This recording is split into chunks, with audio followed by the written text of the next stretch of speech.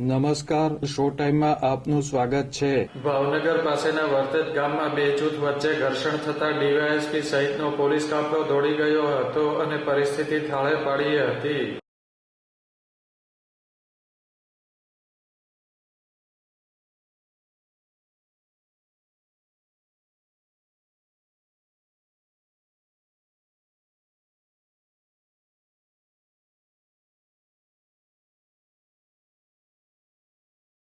વર્તેજ ગામમાં આજે બે જૂથ વચ્ચે ઘર્ષણ થતા વાતાવરણ તંગ બન્યું હતું। આ બનાવમાં 2 થી 3 વ્યક્તિને ઈજા થઈ હતી।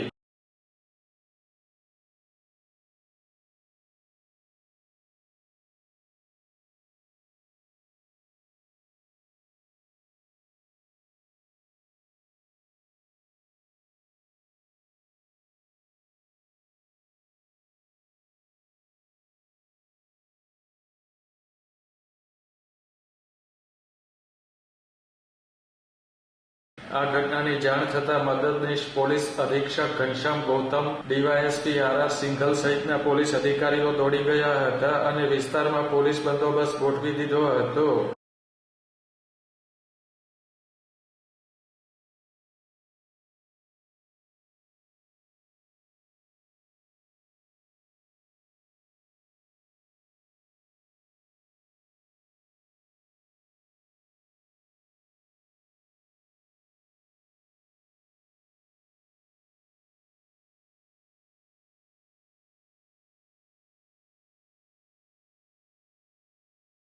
વર્તેજ પોલીસ દ્વારા આ બનાવ અંગે ગુનો નોંધવાની કાર્યવાહી હાથ ધરવામાં આવી છે।